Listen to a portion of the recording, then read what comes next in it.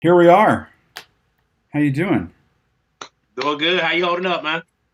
I'm doing pretty well. I'm what I've learned is that I thought I was a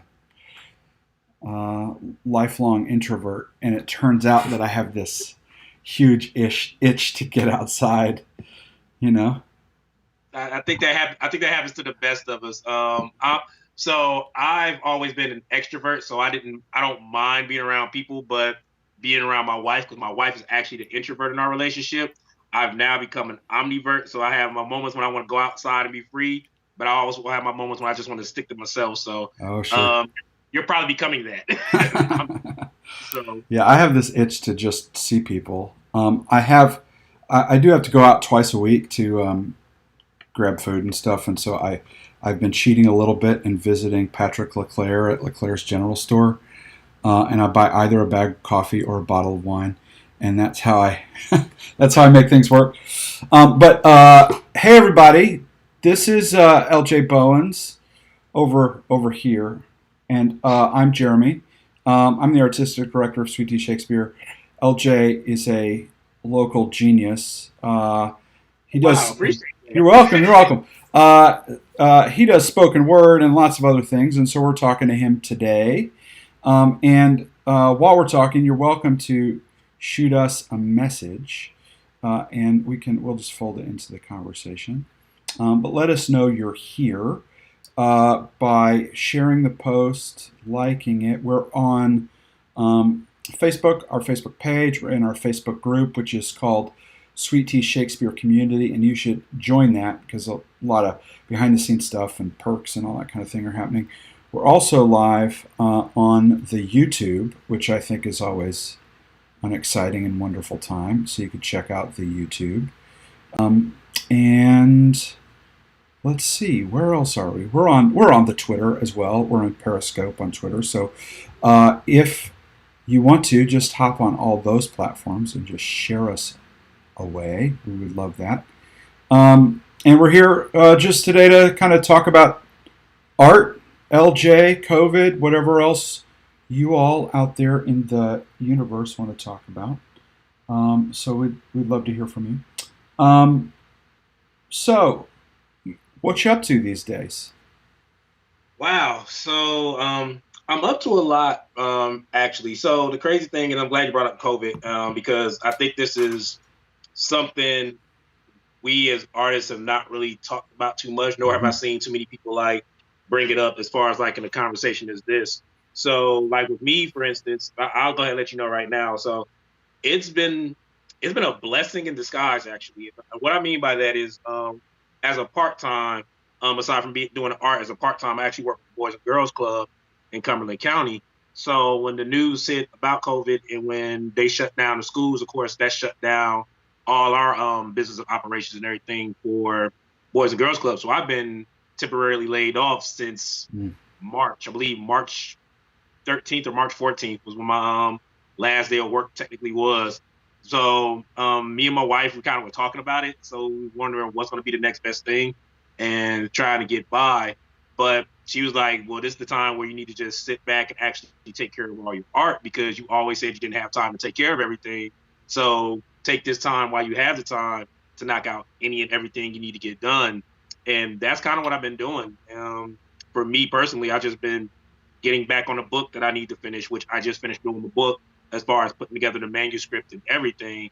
So it'll be released October. So it's just I worked had a chance to work on a book, had a chance to put together some writing workshops that I've been doing. Well, not so much putting them together, but putting them together in PowerPoint format Mm-hmm. because, of course, since everything is done virtually for the time being, it was easier for me to put it together that way, so I could do stuff via Zoom or other means of putting together the workshops and just creating. That's the biggest thing: creating. So that way, when everything is lifted, I'm not on the back burner of anything that I haven't done. So when I come out, I have a lot of new projects already ready to lay out and new ways to get back to the old in a sense. Because the new normal, what they say, is not so much a is no different than a change because every change comes at any given point in life. So there's no, I really don't believe in the whole term new normal because everything is normal to a certain extent until you change it. So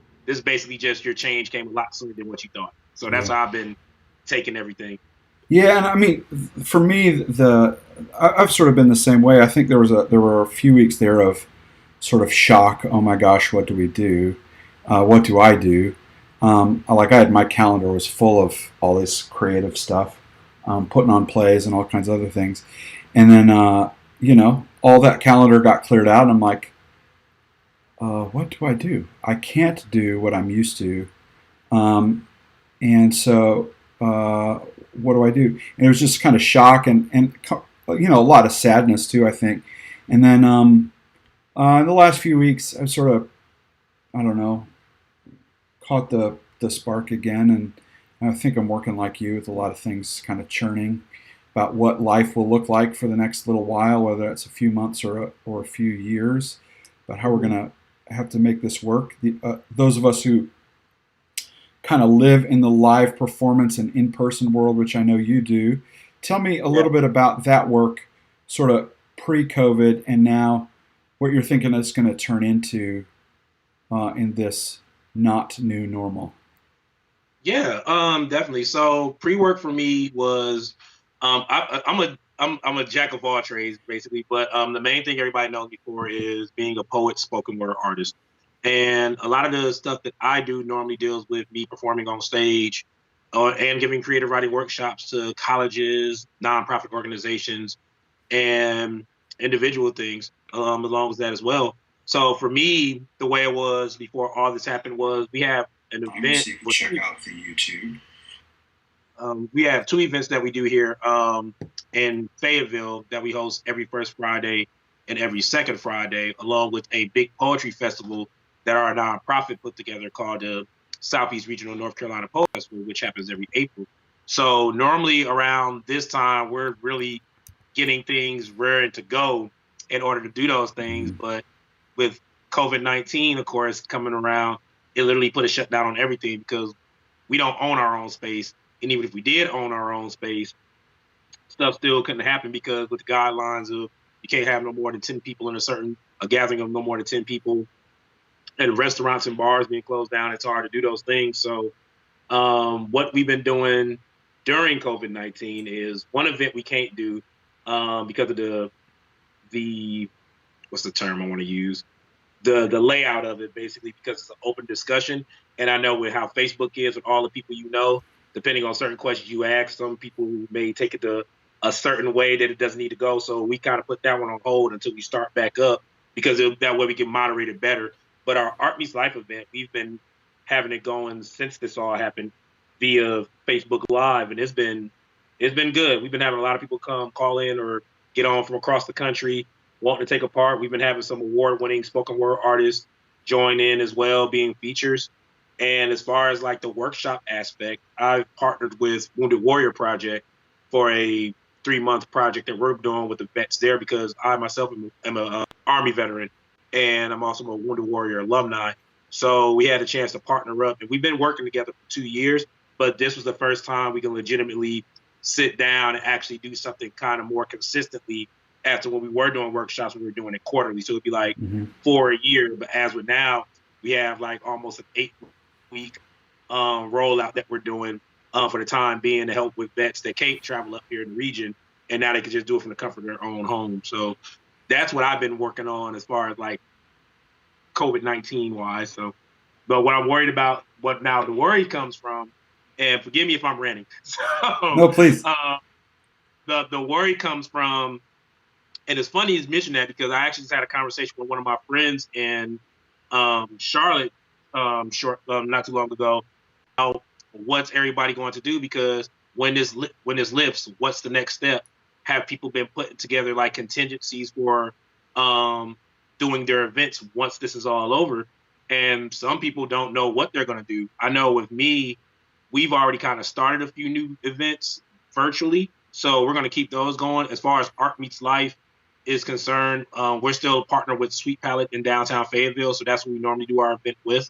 So we're just waiting to see what the guidelines are going to be as to how we're going to get people in. Because if they say you're allowed to do the events, but it got to be staggered seating, then we have to worry about that. Of course, the cleanliness of the place, because you don't want nothing to happen to anybody. So there's a chance that we may be streaming the event online and also doing it live for people to actually be there. But it's been very it's been trying to try to put together something, but it's a blessing because the work you put in is something you care about. If you're still trying to find ways to make it work, because you have to. Mm-hmm. Everything that you do in life, you always want to try to find a way to make it better, because you have to always find a new way to reinvent the wheel. So with us, as far as anything we got going right now, I know we're going to still keep stuff digital, but we're going to also try to do our best to keep everything live. Right now, we had to move our festival from April to September, hoping that we can do it even with the guidelines being in place of saying no more than 50 or more. Hopefully, it'll open up a little bit more as long as people can pay attention and wash their hands. And if they got to wear masks to enjoy the event, wear masks to enjoy the event, because all the events are free for the festival. But we kind of got stuff in place, but we also got to make sure that we're looking at what's going on with the guidelines being laid out, because at any given moment, they can change something, and then we have to do another look at everything and change up what we have to change. That's just like the question I was going to ask you. Like, how's it going with Sweet Tea Shakespeare? Because by one, I'm pretty sure all people know who you guys are, but y'all do fantastic plays, and I love all the plays that y'all guys do. The Macbeth one I went to was phenomenal. I loved it. Thank you. So I'm going to let you know that now. But how's it with you guys as far as what y'all got going on with COVID-19? Well, it's a shock. There's no other way to say it. It's just a shock. And it's, some days I'm a little better now, but certainly in the first few weeks after all this was coming down, I felt like I was in sort of a Walking Dead episode or something. We have it's real typical for us to spend several months, usually starting about October and wrapping up in February sometime, where we set our season for the next year. We do that because we're applying for grants, like at the Arts Council and places like that, and they want to know everything up front. And so over the last few years, we just sort of developed this system of like listing out what our projects are. And for us, we're also like building some momentum. We have a new board that's all joined more or less in the last year, and a new staff in the last year as well. Ashanti Bennett joined us in August, and Claire Martin, who's our new assistant artistic director, joined us in, I think, January. And she's got a funny story, side note, but like, she's in Portland, Oregon right now. She was supposed to be here and has gotten hung up, like maybe come until the fall, depending on how all of this stuff shakes out. So we were kind of in this place where we designed a whole season. We got this momentum built. Everything's ready to go. And then, it's all in doubt. And that started with productions that we are supposed to be in now. Midsummer Night's Dream is supposed to start last month. And then we were supposed to be in rehearsal for our production of Knight's Tale now. It's supposed to go up next month, like live in person at the Poe House.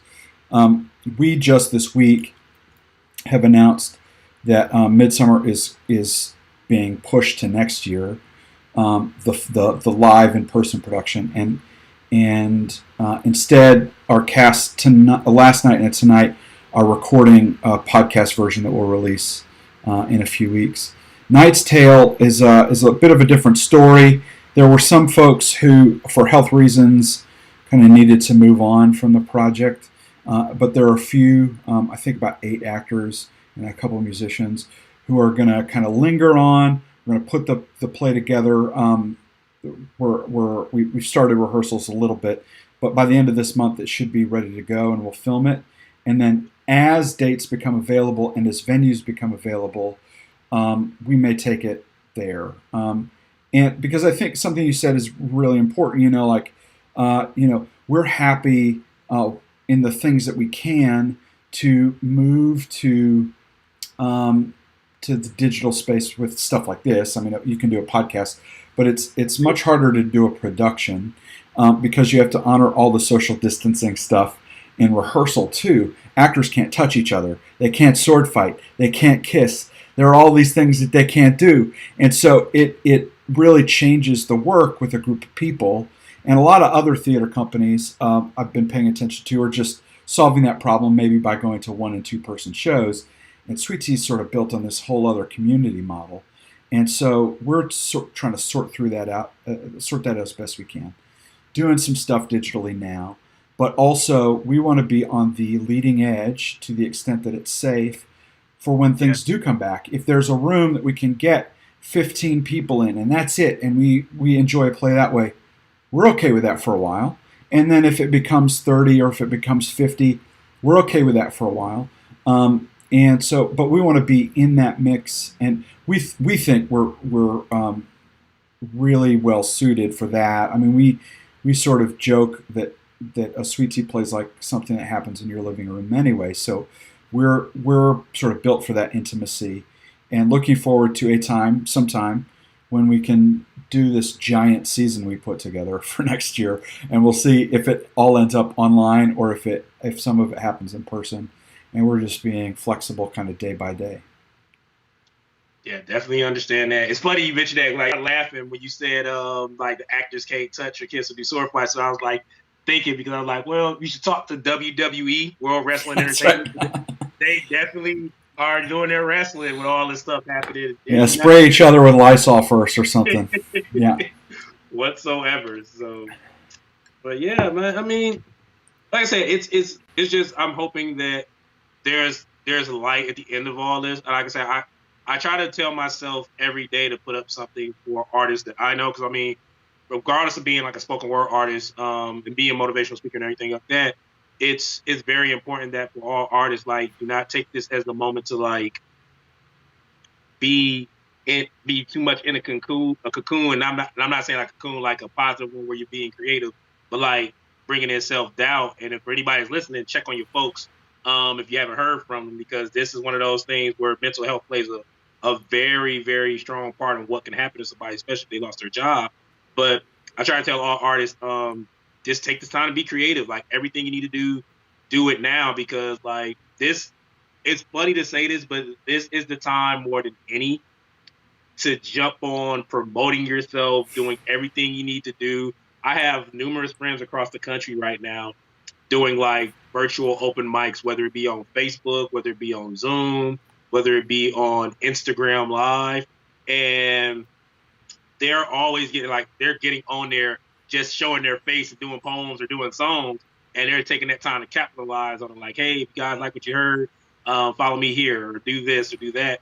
Like, even on Facebook, there's a group I think called the Socially Distance Fest. It's like Mm-hmm. a group, I think maybe like 15,000 people, and random people get up there and just do a live video on that particular group page.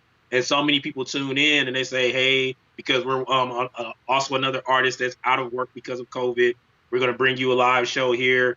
And people support them. They go out and they donate to their GoFundMe. They're following them on Facebook. They're going to their website, purchasing product and everything like that. So this is definitely the time to like get out there if you got the time to do that. I did a show for a friend named Shane Wilson. He did a live stream on Yeah, I know Facebook. Shane. Yeah. Yeah. He did an event where it's me, another poet by the name of Yolanda A. Barnes, aka Yogi with Two Eyes. Um, Lizette was on there. Michael Daughtry was on there, and everybody did like he did a show in order for artists to like still do the gigs they do and try to support them by means of putting it on his platform so everybody could see it. And the funny thing that came out of that was, for some reason, my connection was the one that went bad. So it kind of got choppy and people couldn't hear it. And I literally got upset about it. I really got upset because I was like, Sure. I don't know why it's happening. But I took it upon myself. I woke up the next day and I told my wife, I was like, hey, I'm about to go to our think tank. She's like, why? I said, because I'm about to make up the show that I didn't do for yesterday, today. So I literally did a whole Facebook Live, did like a 20-minute set with just poems. Put my mic up, had my computer on YouTube with a sound of applause clapping. So every time I do a poem, I hit the button, you hear everybody clapping and making noise. And I was just like, if you like what you heard, go to my website, or you can, you want to donate, you can donate in Cash App me or this. And it turned out good. So I was like, I told all my artist friends, like, take this time to capitalize on what you do. If you're not getting booked, book yourself, tag people in an event, that you put on Facebook and tell them to cash app you. Because if they support you like they say they support you, then there shouldn't be a problem why they can't donate you $1 more. So Yeah, I think something you said is just really resonates with me. I mean, like now is an opportunity where people are paying attention in ways that they will never pay attention again. There is so much noise, uh, sort of pre-COVID, right? Like everybody's got an event all the time. Everybody's sort of frazzled. They're going to work and they've got their social life, their family life after hours, and we're sort of pulled a million different directions. I mean, I can't get to all the offerings, when things are normal. And Mhm. so you just pulled a lot of ways. It takes a lot of energy, but something about the current moment sort of allows people a little bit more time and focus, so that you can really like zoom in. I don't mean that. Sorry, Zoomers, but like you can really focus in and maybe cut through to your audience that it sometimes is a little harder to reach. Um, so I was going to ask you real quick, and I'll let you say it again at the end. But like, how do people support you if they want to do that? If you wanted to support me, the best way you can support me is if you go to Twitter or Instagram. You can follow me at ELJA Poetry. Once again, that's ELJA Poetry. I do got a website where I got some books and T-shirts and a whole bunch of other stuff. Poetry, the letter N, motion, NC vistaprintdigital.com. I know it's a long name, but I'm going to shorten it soon.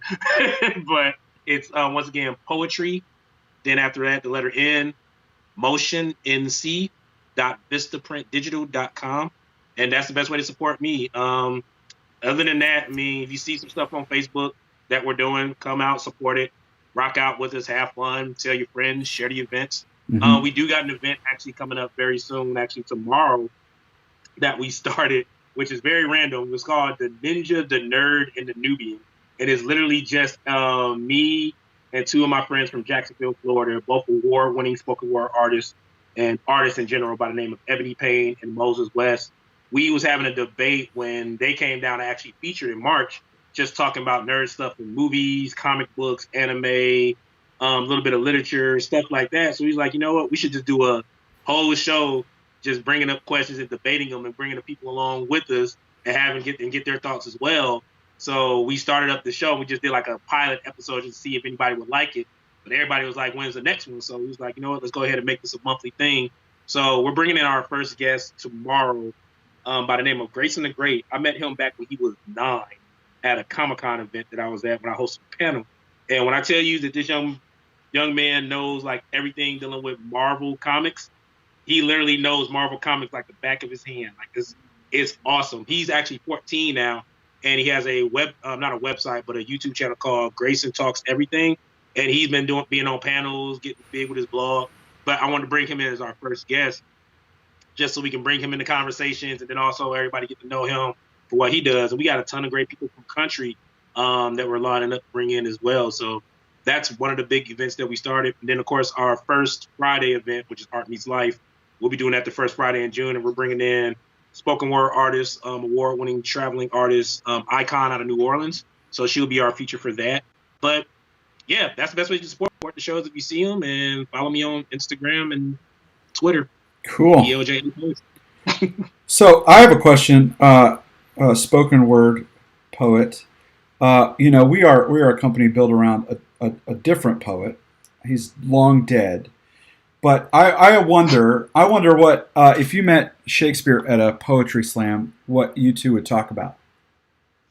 I will literally ask him the motivations behind his writing, because it's so there's a lot of writing that people are familiar with him, but there's always a couple that stand out to me, and I'm wondering what the thought process would be. So I would just like to know his thought process, especially when it comes to Othello, Hamlet, and Macbeth, because okay, so this is gonna be on Macbeth real quick. So I've always found it weird how most people I know, when they know about Macbeth, they in a bit felt sympathy for Lady Macbeth because of the character change, like how she started off to at the end being more sympathetic, but she ends up killing herself. But then at the same time, like none of that would have happened had she never planted the seed. And you can't get mad at the monster you created because you created that monster. So it's like it's almost like you're sitting at a table, and I'm sure in your life you probably went through this in some aspect of your life. You don't never want to surround yourself with a whole bunch of yes men, because if you surround yourself with a whole bunch of yes men your whole life, the first time somebody tell you no, you're not going to care because you're so used to hearing yes. So if somebody tells you that you're wrong, you're going to think they're wrong and keep moving. That's literally what happened with Lady Macbeth. She planted that seed, and then when she tried to get it fixed, she couldn't fix it, but you already created that monster. So it's like I feel sympathetic for it a little bit, but I don't feel sympathetic for it because she created the whole scenario. Um, because he already knew what his fate was going to be had he followed his fate, but she pushed it and then pushed it even steps further, which drove him to where he was, from my personal opinion. So that's not a truth.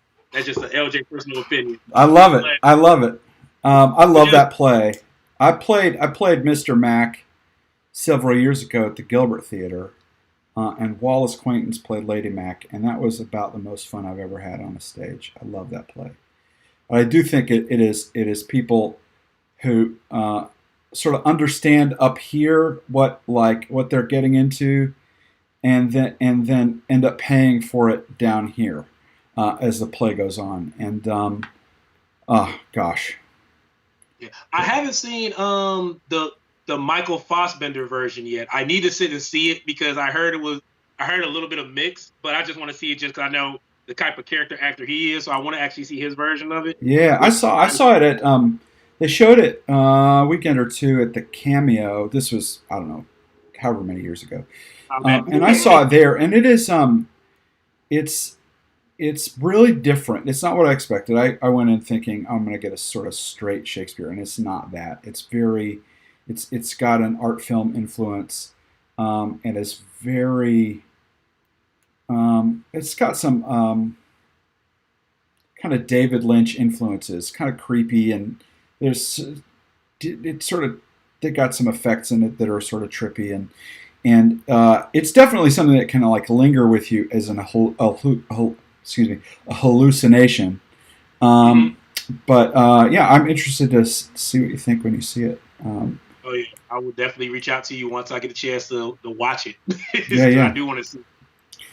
Um, so you've told me about lots of projects coming up. You've told me about sort of how you integrate with other things and how uh, uh, COVID sort of impacted you. I do want to just ask you, like, what do you think, like, big picture? Um, what do you think COVID's gonna? What do you think it is revealing? What do you think it might reveal about artists and like the way they're treated or the way our sort of country thinks of them? I know it's a pretty different than the way we thought about it 3 or 4 months ago, and I'm just interested to hear what you think about that. I think. Wow, I love this question. I really love this question. So I've been. So you know how everybody said that people are essential workers and essential workers are in there. So I tell people art is essential as well. And the reason I'm saying that because you're seeing how art is providing a platform for everybody to stay entertained.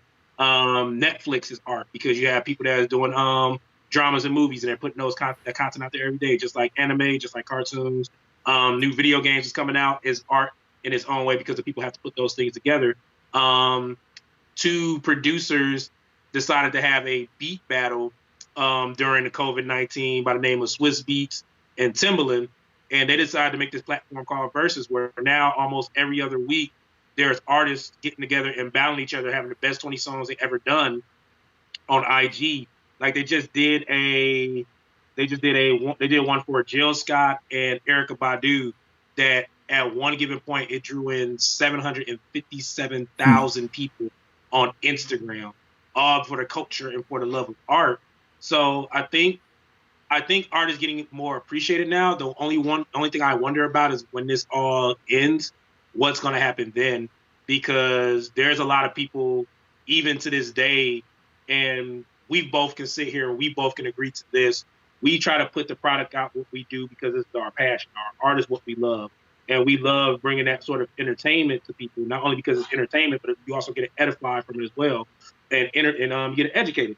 So we invite these people out, and no people, and nobody never supports these. Some people never support these things, but they're quick to go spend money to go see people they don't even know, have a chance. They never even get a chance to meet, and will support them more than they will support their own. But like now, you probably got those same people that's looking at your stuff because it's free online, but you're hoping that they have a better appreciation of what you do and they can see you and support you when it's all happened. So I think this is just more exposed the lens on how artists are treated for the limelight, because there's some dope artists that's not even signed yet that's putting out great work right now. And people are now really taking notice. I mean, even with this, the podcast that we're doing right now, I'm sure there's going to be somebody that looks back at this and say, you know what, they were actually talking some good stuff. I could care less right now about their art at the moment, but they're actually talking about stuff that we should care about because the arts are essential. Health is essential. Food is essential. Breathing is essential. But the art is essential as well, because the art is a window to the soul for that person that's looking at it. Because you never know what you see when you go to a play, a poetry reading, a music event, where something somebody says or does resonates with you, and you remember the moment when that happened in your life. So art is very much essential. I think it's going to blow up a little bit more if it's not blown up already. I'm just hoping that it comes more towards the independent artists a little bit before it goes back to the mainstream artists. So that way people can appreciate what we do a little bit more. Yeah, I'm with you. I mean, and I think I take take the same perspective. I mean, I'm frustrated that these big boxes can be open right now, and the mom and pop shops, the local restaurants, the local bars, places like that are struggling. And my hope is that as we emerge from this thing, whenever that happens, that there will be more of a mind about celebrating what's local, locally produced, in every sense, art and food and everything else. I think that's going to be really, really important. Not so that we become like entirely just inward looking and like these little sort of cliques or whatever, but actually because you've got to start there, and then it can go out. And I thank you for saying art is essential. I mean, I one of my jobs is I teach students at Fayetteville State, and I often start with our younger students with a conversation about sort of why you say would move to a place, or what you think when you think of places in the world, like a New York, Rome, New Orleans, Atlanta. What causes you to think about those places is not the spectacular number of accountants or lawyers or even nurses and doctors and firefighters and police, maybe as vital as those people are. But what moves you there is the culture. And place has the capability of attracting culture. And certainly here in Fayetteville, that's an important part of our life, is to sort of have this local thing going, this fire burning, like a campfire around which people gather. But like, if you don't have those things, people aren't going to be there. You're going to be in a suburb of Raleigh that has a generic name and the chain restaurants, and that's it.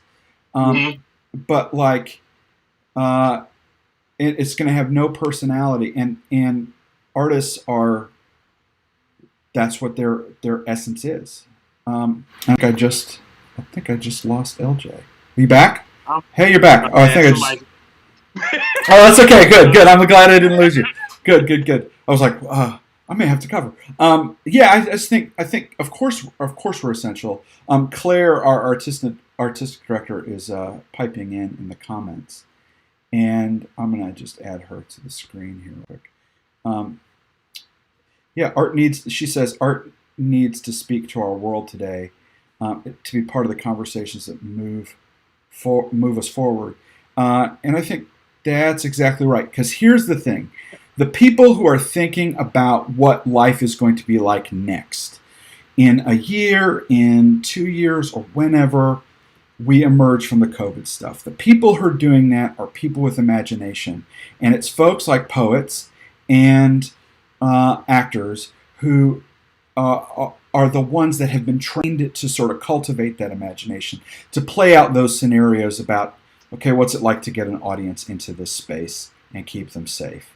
That kind of imagination is important not just for future art making, but it's also centrally important to just keeping the society stitched together. So, so good. Uh, I Go ahead. firmly believe that any space you create has to be a safe space because you have so many different demographics coming in, and regardless of what the topic is, you have to lay every place you have is a stage. If you are the host of the event, you have to make it seem like it's your own home. Like I tell people this all the time. So you have to lay the ground rules. You're entering my house. These are the house rules. So everybody's going to be courteous to each other. Everybody has to be this way to an extent where we showing everybody respect because you have people that have different demographics. And some people are afraid to go out every now and then because they don't know how they're going to be judged. So if you lay out those guidelines and make the space safe enough for everybody to join in on, then it's just more. It's more of a conducive learning environment because you learn from that. One thing I will say, Fayetteville wise, as far as artistry, I am a firm believer that eventually what's going to end up needing to happen. And I'm going to throw this in the air. So if there's anybody in Fayetteville that's part of the Arts Council, hear me out. I think they need to put together some type of big gathering where they can get artists together and literally talk to the artists about ways we can build together because I don't think they do that enough. I think the artists in Fayetteville are more so offshoots and we put together all the stuff that we want to do in general as far as what comes with us. So let's say us getting together, we'll get together on our own and we'll figure out how to work a pocket for a particular event or stuff that we want to do in a community as with other groups of people. But I don't think I think it's been a long time since the Arts Council said, hey, we need all the artists to come here, as many as we can, and let's talk about how we can bring certain things together. Because that's how great art movements get made when everybody connects. So I think that needs to happen going forward after all this is done, because we're still working, but we're still a little bit splintered too in a sense. Yeah, I agree completely. Um, the best stuff happens when there's synergy around it, and you're using everybody's resources to the maximum. That sort of calls us forward to a kind of new normal. Like, okay, when we shake out of this, what are the things that we could be doing better? Are there other things that you would like to see change like that as part of the New Deal when we move out of this thing? I think that the only thing I would love to see change is just more so. I mean, everybody's gonna have their own way of what they want to see change. Like with me, um, I'm a I'm a play it by ear type person. And I'm not saying that because I just need to see stuff by the way I know to change then. Because right now we can speculate on everything we want to change, but we won't really know until we're in the thick of it. If that makes any sense. So like if I want if I want change for like a poetry event to continuously be a great poetry event, normally what I would do, which I'm going to end up doing anyway, I have to ask people, what did you like about the event? What did you not like about the event? What would you like to see? In this particular instance, because it's being COVID-19 based, already in the mindset, the one thing that I know is going to end up changing is possibly going to be staggered seating for events until they get a hold on everything that's going on. So those spots when you have 100 chairs, where you want to bring in 100 people, now it's probably going to have 50 because you have to stagger Mm-hmm. each chair. And then you have to also account for the fact that if they're saying there's no more than 50 people there at one given time, you have to account for the staff, you have to account for the number of people. So it's so much logistics now with doing events going forward that you literally have to map out every best scenario possible. So the one thing I would say I would want as far as change, this is for anybody that's an artist that does events. Blueprint, make a blueprint for how you want your events to go going forward, so that way you're prepared for anything that happens.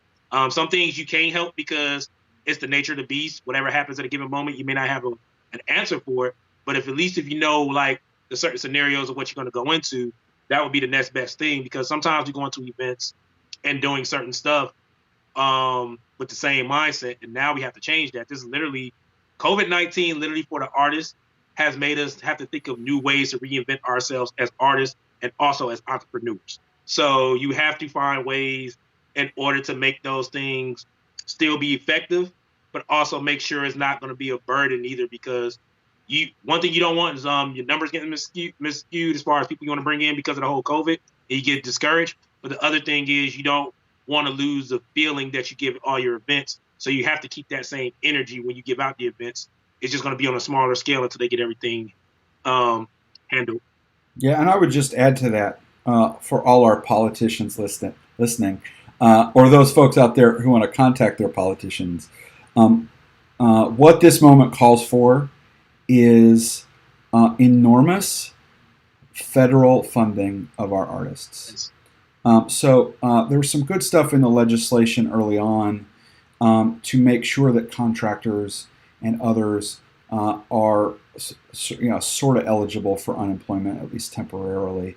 But that has not always been true. And so it's super important that artists who sort of work, like, in case you don't know this out there, you're getting a little lesson. But like, if you're an artist and that's what you do, and you don't have a day job, the way you engage your work is like being a contractor for a house or a subcontractor.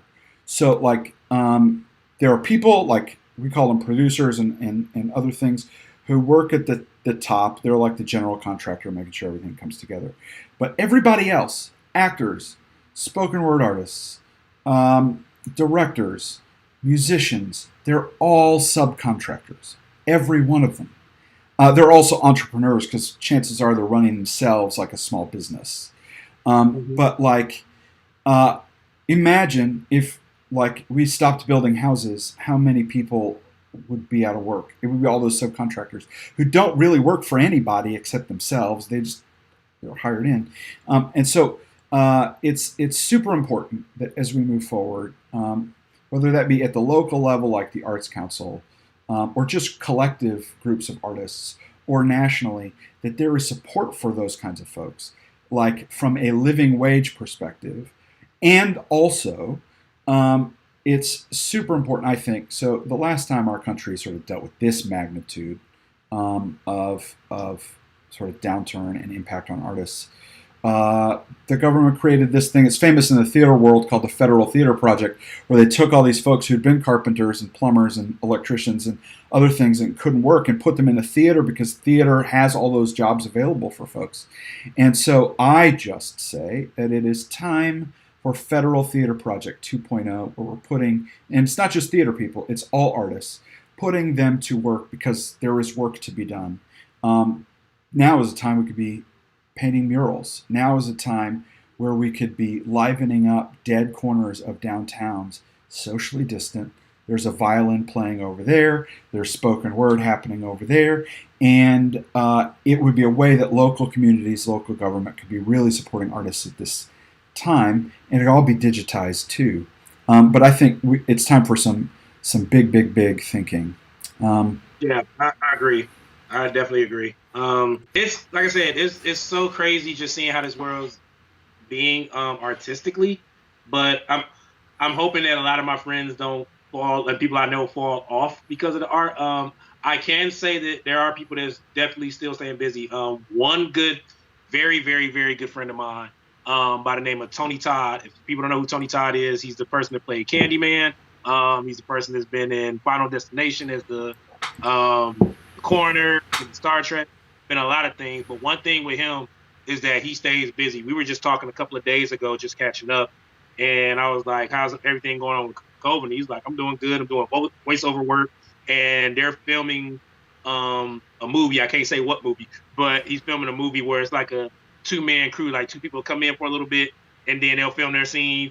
They'll be done for the day. Another person come in, and another two people come in and do their scene. So people are finding ways to get through it, and they're still staying active. So I'm like, and I mentioned this earlier, and I'll definitely mention it again. I'm praying that everybody is finding a way to stay active, as far as on their craft, on their social media visibility, because that also helps out.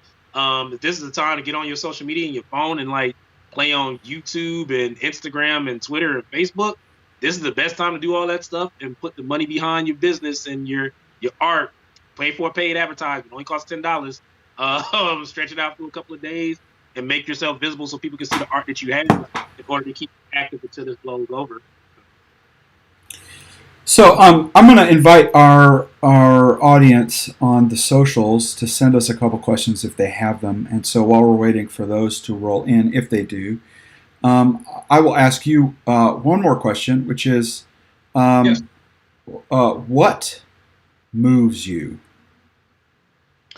Ooh, I love your questions. I'm gonna be honest with you. I love these questions. A long time ago, I have to build up the story. So a long time ago, I I was doing a lot of this work when I first got really known in the scene here in Fayetteville. I started in the scene in Fayetteville back in 2007 and trying to learn the ropes about spoken word poetry. Learned a lot from a friend by the name of Poetic Tone, and definitely learned a lot more from an artist by the name of Neil Ray, godfather of poetry here in the city. Love that man. And I started feeling myself a little bit. And what I mean by feeling myself, I started like getting this whole ego behind my work, that it came to a point where I got called in for a meeting with this group I was working with, and the whole meeting was basically them telling me about myself and everything I was doing wrong, and they were right. And I've always had the mentality now, um, of always putting my purpose before my popularity, because when I got popular at a certain stint in Fayetteville, like back in like the early like 2000s, I literally got the big head, and I never wanted to get back. I never want to get back to that moment because everything blinded me.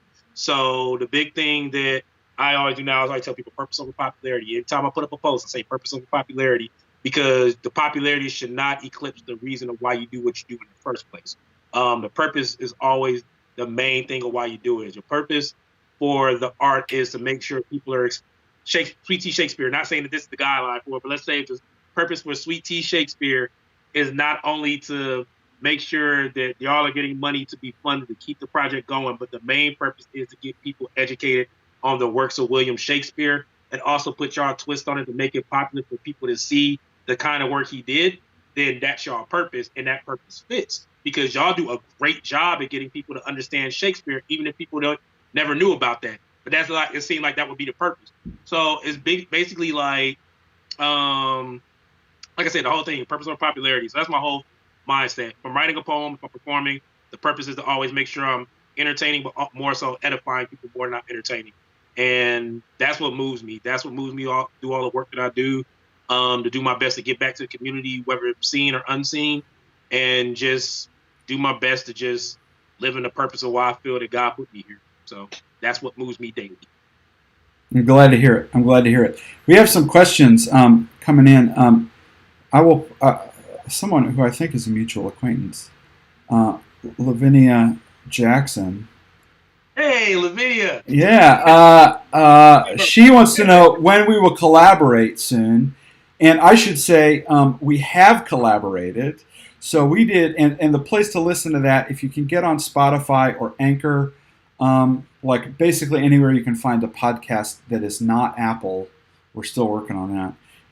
You can listen to our first collaboration, which is called the Sweet Tea Shakespeare Hours. We did a show that's kind of based on Shakespeare's Seven Ages of Man speech from As You Like It, and you did a crackling, if I might say, spoken word piece in the middle of that people still talk about. So that was our first, and if you want to listen to it, it's great. If I do say so myself, it's fantastic, the whole experience. And we're going to do that again. I'm getting you on tape, as it were, right now. We've got some others planned for next year, so we'll do it again. Yeah. Yeah, but yeah, Lavinia, I'm always willing to collaborate with anybody, as long as the purpose is there. And Sweet Tea Shakespeare, like you said, we collaborated on something we did, something that they put together, and it's definitely something else that we're going to do again soon. So as soon as I find out the information and we share the information, we would definitely put that out there. But yeah, as long as the collaboration makes sense, that's my biggest thing. Because like I've done collaborations where they didn't go well, but it's more so for the purpose of why I was doing it. But Sweet Tea Shakespeare, yeah, I will definitely collaborate with them soon. And when the information is put out there, we hope you can join us. So Liz asks, she says, "This time has helped me focus like no other. I found light in many dark things. How has COVID-19 changed your focus? How has your art changed?" Well, for me, the my focus more so has changed to finding multiple ways now of doing the same thing in more than one place. So, as an artist, performing artist, my whole thing has been being on a stage, being physically on a stage, nothing else, being physically on a stage. And now, with everything that's going on, especially because we can't do events in spaces like we need to, it's helped me as far as learning how to use the digital platform a lot more. So, a lot of the stuff I use is through StreamYard, but we've been able to, just like this side, multi-stream on different sites, and we're still able to get the product out there for people to see in order to keep them still entertained. Um, as far as like the change within myself, um, it's definitely opened me up to be more creative. I think I've been a little bit more stagnant because I didn't have time to let my brain work the way it normally works. Because I normally would write poems and have a good range of doing stuff, but I think because of doing so much piled on top of each other with the day job, I wasn't being as creative. But with the COVID going on, I literally had the time to expand more. Real quick, and then I'll stop talking. But um, April is known as National Poetry Month. April 30. So if you're a poet, then the task is for you to write 30 poems within 30 days. So because of me being open and creative to do this 30 for 30 more than I wanted to, I took on 3 different 30 for 30 projects. So on my Instagram, I did 36-word stories based on superpowers. On Facebook, I did 30 poems written for 15 DC characters from DC comic books and 15 Marvel characters. So it's called the DC Marvel 30 for 30. And then I did a whole another project with some poets I know across North Carolina called the Before series. So I wrote 30 poems starting with the word before, or the title was before, and then it'd be a title. So I literally wrote 90 poems on the span of 30 days. And I look back at it and I was like, this is what I missed just being that creative. So it just took the time to open me back up. So the whole butterfly and the cocoon, like the caterpillar and the cocoon coming out of the butterfly, this is literally what it's done for me. That's awesome. What it's given me is time to nap. Say that one more time. It's given me time to nap, and I love it. I get my naps in. I love it. I love a nap. There is nothing like a nap. Yeah, great nap. So Claire asks, is your writing process mostly written, or do you speak the lines aloud as you write new poems?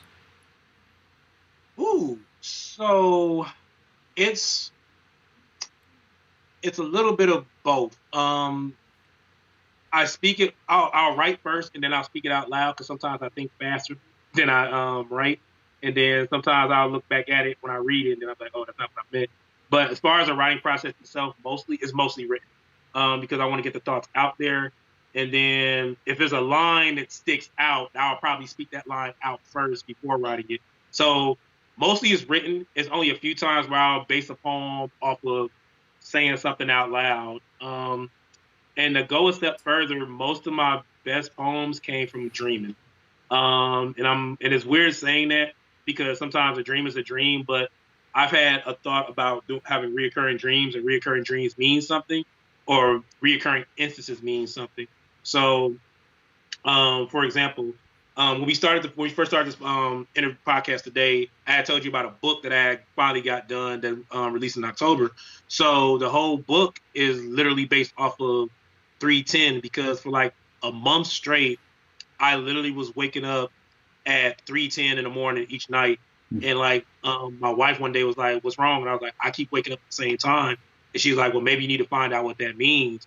And I can't get into it right now, but I can give y'all like a little bit of it. Like the number 310 is just synonymous with my life in general.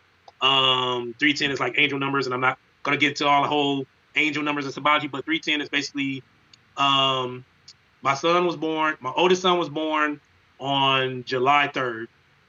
I was born on July 30th. My youngest son was born on April 3rd. Between my son's birthdays, they both were born on the third month. They're 3 years apart, and they both were born on the third day.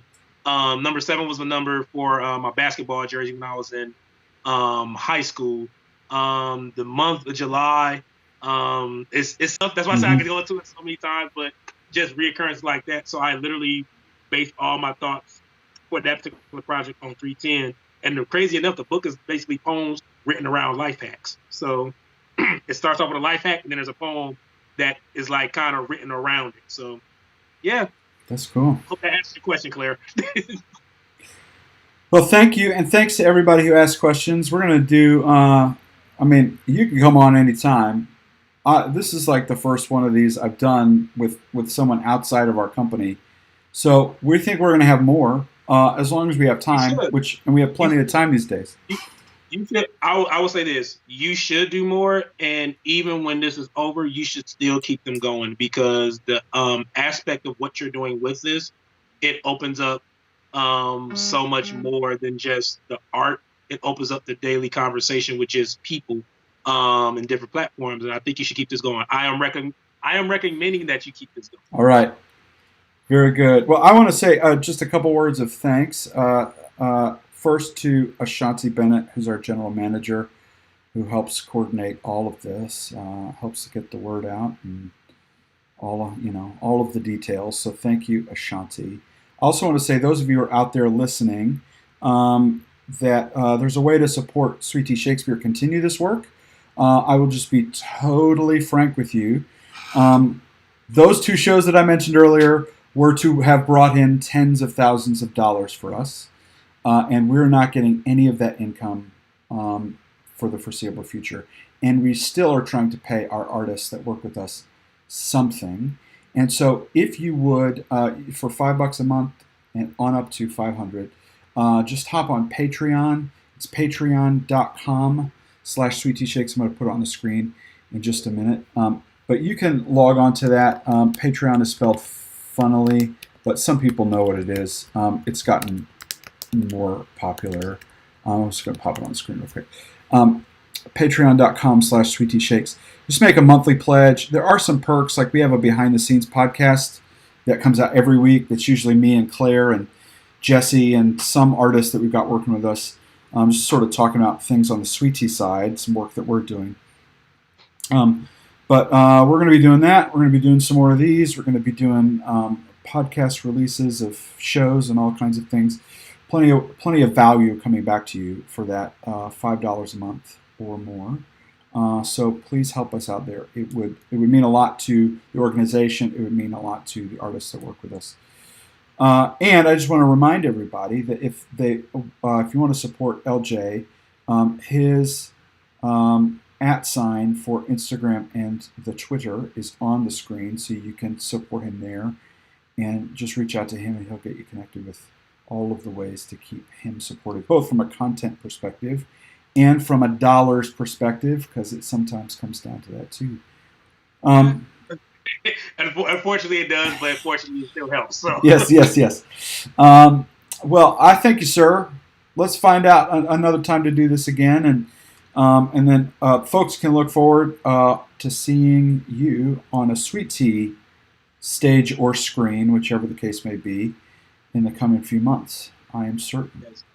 Yes, definitely. Thank you guys so much for inviting me. And for anybody that's out there that's friends and supporters of Sweet Tea Shakespeare, please support them. And I sincerely mean this because it's very instrumental that the arts stay happening in not just this city, but any city. So the big thing is always support. As we mentioned earlier, art is essential, just like every other thing in this world. Please keep supporting the arts. Please keep supporting Sweet Tea Shakespeare. All right. Thanks, everybody, for hanging out with us. Thank you, sir. We'll talk soon. Yes, sir. You take care. All right. You too. Bye-bye. Bye-bye.